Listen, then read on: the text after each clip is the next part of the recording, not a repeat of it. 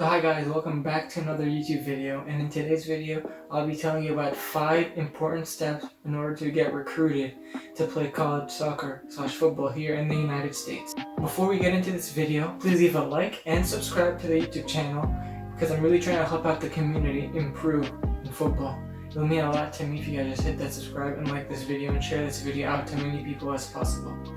Now let's get into the video.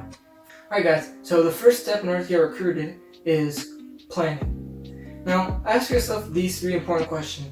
What have I been doing to get recruited? What am I doing now that's helping me get recruited? And what will I do later that will help me get into the college/university that I want to get into? If you don't have an answer for these 3 questions, you clearly don't have a plan. So what I'm going to do with you guys is I'm going to link below a PDF file from the NCAA to showcase the planning process and the timeline for you freshmen to seniors on what to do currently in order to get recruited into college soccer. This PDF about the NCAA timeline, it's really important because it has a page, I believe on page 7 of that PDF, that shows you a timeline of what you should be doing your freshman, sophomore, junior, and your senior year.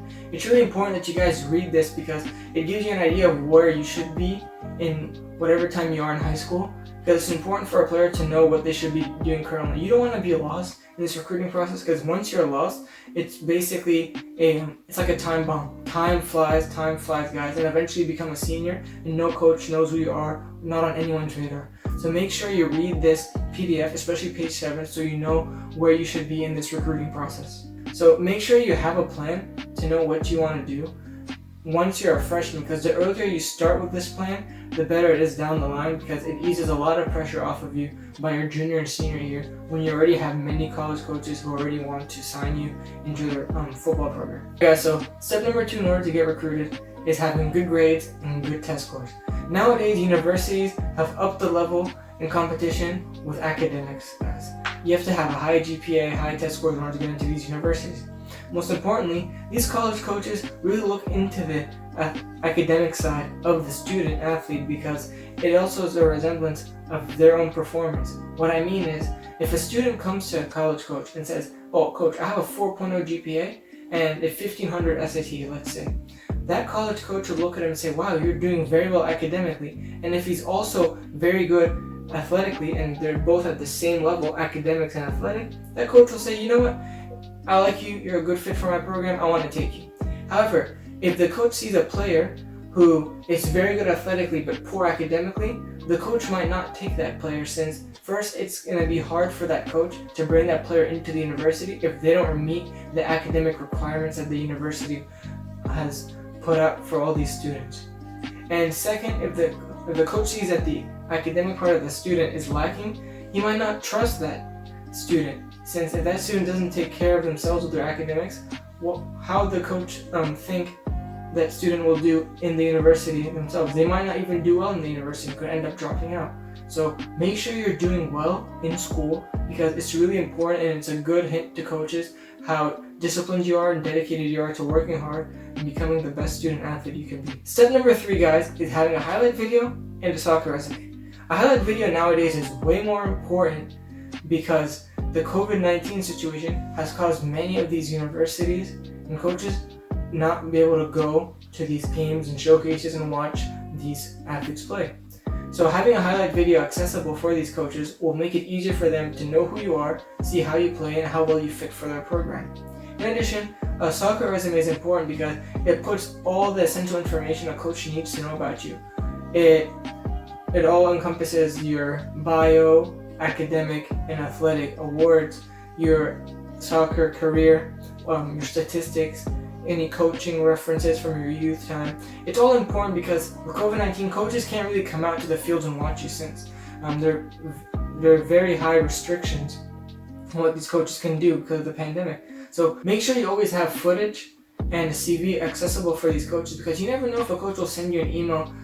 Maybe they're interested in you and seen you play a year ago, and now they're very interested in you today, and they ask you, "Hey, person XYZ, I really liked how you played last year. Do you have any footage of this year and a CV?"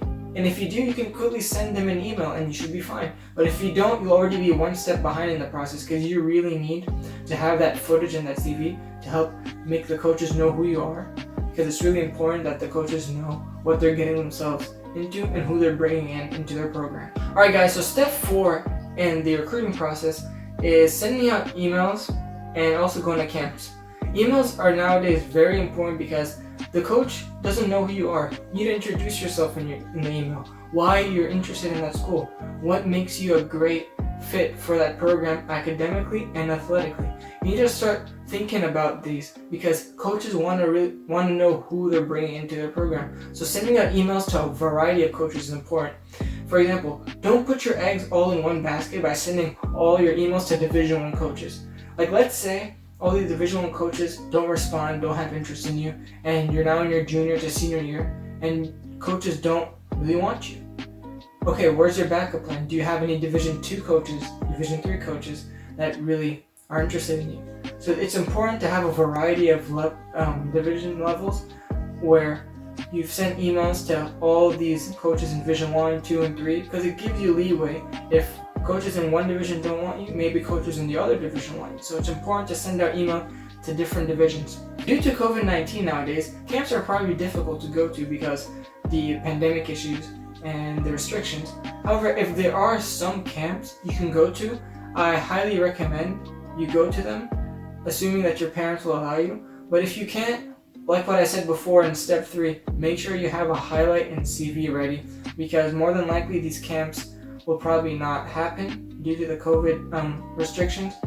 But if there are some camps that you can go to of the schools of your choice, I recommend you go. Okay guys, so all this information I've given you about your plan, about your grades, camps, emails, highlight videos, etc. The most important step, which is step 5, is to perform. A coach doesn't want a player who sends him all this footage, all these emails, and not perform when it matters. You need to perform on the field because at the end of the day, that's what coaches look for. They look for a talented player. So make sure you're performing when the time matters because it's really important that you're doing well on the field.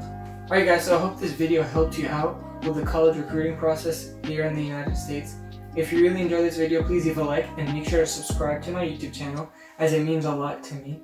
And in addition, go follow me on Instagram and TikTok as I post a lot of football content there, especially on TikTok as many people know me from that app. And in the meantime, just ball out, do what you're doing, work hard, and I'll definitely be posting another video for you guys so you guys can improve soon. Thank you and take care.